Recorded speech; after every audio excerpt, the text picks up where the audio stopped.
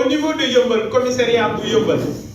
mais yéen ngeen ci journaux yi ne am nañu ñu jàpp ci mbirum parrainage am nañu ñu jàpp ci mbirum fichier électoral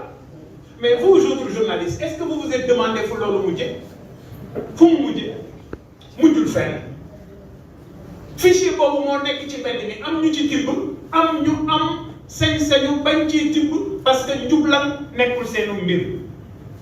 ñu am conseil constitutionnel boo xam ne dañu ko instrumentaliser parce que li ñu ci bëgg mooy fexe ba yoonal yaatal kenn koo xam ne Sénégalais yu suur nañu ko bu ñu kenn waxloo it lu ñu waxul ñun dañu ne élection yii ñu jëm ñun dañ ci war a bokk ñi toog fii ku ci nekk bir na leen ne amul problème mu parrainage ñun ñu ne élection yooyu dañu ciy bokk te yoon bi ñu ci waree bokk nañu ko gëstu waxtaane ko yenn saa yi sax nga dégg ñenn ñi naan wéy dañuy woote report élection waxu leen dëgg on n'a jamais demandé ça en tout cas man Bougane waxuma loolu te ñi toog fii it kenn waxu ci loolu soyons clairs fichier bu baax bi bu ñu ko génnee teg ko ci table bi très rapidement mën nañu régler problème bi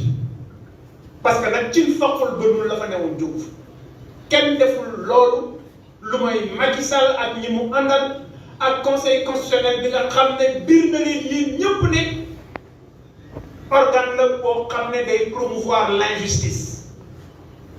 et quand la justice est au service de l'injustice elle doit être combattue. golo gi mu ngi ci biir tool bi golo gaa ngi yàq tool bi fii kenn waxul ne nañu dem seeti nu ñu lijjantee pour bàyyi golo gi di yàq tool bi ñun golo gi dañ ko bëgg génne ci tool bi